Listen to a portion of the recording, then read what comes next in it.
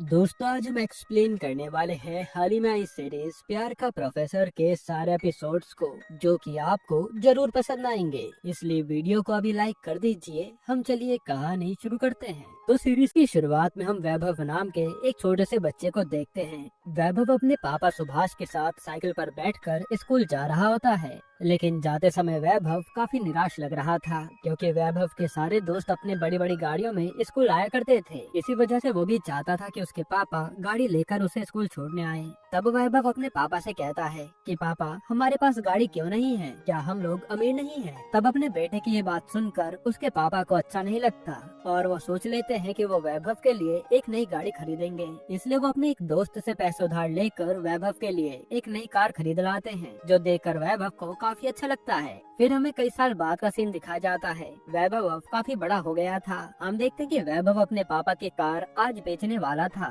लेकिन उस ग्राहक को उसकी कार पसंद नहीं आती, क्योंकि वो कहता है कि ये कार तो खटारा हो गई है। इसी वजह से वो वहाँ से चला जाता है। तभी सुभाष अपने बेटे से कहता है कि तुम्हें शर्म नहीं आती? मैंने ये कार बहुत मेहनत से खरीदी थी, फिर भी तुम इस कार को बेचना चाहते हो। पर वैभव कहता है कि इस कार का समय चला गया, अब मुझे ये बेचकर नई गाड़ी खरीदनी है। जिसके बाद हम देखते कि वैभव लोगों को पर्सनैलिटी डेवलपमेंट की ट्रेनिंग दिया करता है। साथ ही वो रात के समय एक एक्स्ट्रा क्लासेस भी चलाता है। उस क्लासेस का नाम था वो मैनिपुलेशन। इसके अंदर वैभव लड़कों को लड़के इम्प्रेस करना सिखाता था। वो सभी को बताता था कि हम कैसे अपनी बातों से लड़कियों को इम्प्रेस कर सकते हैं। अब एक दिन वैभव को सीमा नाम की लड़की मिलती है और हमेशा की तरह वैभव सीमा को इम्प्रेस करने का ट्राई करता है और कुछ बातें करने के बाद ही वो सीमा को फंसा भी लेता है। पर सीमा को ये बात पता नहीं थी कि वैभव पहले भी कई सारी लड़कियों को ऐसे इम्प्रेस करके उनके साथ इंटीमेट हो चुका है। जिसके बाद यहाँ आज वैभव सीमा के साथ इंटीमेट होता है और ये सब बातें अगले दिन वैभव अपनी क्लास में लोगों को सिखा रहा था। फिर हम पंकज नाम के एक नेता को देखते हैं, जो बहुत ही गुस्सैल इंसान था।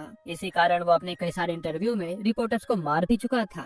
यहाँ हमें पता चलता है कि श्याम नाम के एक रिपोर्टर ने पंकज का काफी मजाक उड़ाया था और वहाँ भी पंकज अपना गुस्सा कंट्रोल नहीं कर पाया और सबके सामने हाथापाई कर बैठा। इसी वजह से उसकी हर जगह बदनामी हो रही थी। तभी पंकज के पास एक आदमी आकर उसे वैभव का वीडियो दिखाता है। उस वीडियो में वैभव पंकज की बॉडी लैंग्वेज का काफी मजाक उड़ा रहा था कि पंकज को कुछ बोलने की तमीज नहीं है और उसकी हरकतें एकदम गवारों वाली हैं। ये देखने के बाद पंकज को और भी गुस्सा आ जाता है और वो अपने आदमी से कहता है कि तुम लोग श्याम और इस वैभव को मेरे पास लाओ। तब पंकज के आदमी जल्दी से श्याम को पकड़कर पंकज के पास लाते हैं, जहाँ ये लोग उसे खूब मारते हैं। फिर रात के समय जब वैभव अपने घर आता है तो उसके पापा उसे बताते हैं कि आज घर पर कुछ गुंडे तुम्हारे बारे में पूछ रहे थे और गुंडों का नाम सुनने के बाद वैभव काफी घबरा जाता है। उसी समय उसके पास पंकज के आदमियों का कॉल आता है, जो उसे कहते हैं कि पंकज सर तुमसे मिलना चाहते हैं, इसलिए कल सुबह भेजे गए एड्रेस पर पहुंच जाना। ये सुनने के बाद वैभव की हवा टाइट हो जाती है। अब अगले दिन वो अपनी कार में बैठकर पंकज के घर पर आता है तो पंकज वैभव से कहता है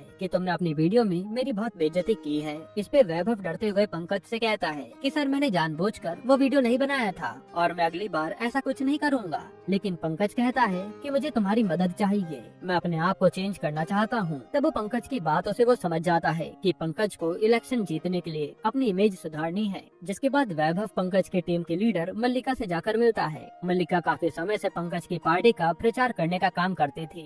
वहीं घर में हम पंकज की बहन अनामिका को देखते हैं, जो वैभव को यहाँ देखकर हैरान हो जाती है। खैर तभी मल्लिका वैभव से पूछती है कि आखिर तुम क्या काम करते हो? इस पे वैभव बताता है कि मैं पर्सनैलिटी डेवलपमेंट ट्रेनर हूँ। मैं पंकज के बात करने के ढंग और उसकी पर्सनैलिटी चेंज कर दूंगा, जिससे पंकज इलेक्शन में लोगों के सामने जाकर अच्छे से भाषण दे पाएगा। तब मल्लिका उसे कहती है कि पंकज को तुम्हारी कोई जरूरत नहीं है, पंकज पहले से ही दिल का साफ इंसान है, इसलिए तुम वापस चले जाओ। इतने में वैभव वहाँ से जाने लगता है। तब मल्लिका पंकज से आकर कहती है कि मैंने वैभव को रिजेक्ट कर दिया है। तब पंकज उसे कहता है कि तुम्हें वैभव को अपनी टीम में रख लेना चाहिए, क्योंकि वो मेरी पर्सनैलिटी को चेंज कर सकता है और मुझे जनता के सामने अपनी इमेज सुधारनी है। तब मल्लिका भी मान जाती है। फिर वैभव एक आदमी से पूछता है कि आखिर पंकज हर काम मल्लिका से पूछकर क्यों करता है? इस पर वो आदमी कहता है कि मल्लिका पंकज सर की देवी है। ये सुनकर वैभव हैरान हो जाता है, क्योंकि वो तो मल्लिका को पसंद करने लग गया था। यहीं पर एपिसोड 1 खत्म होता है।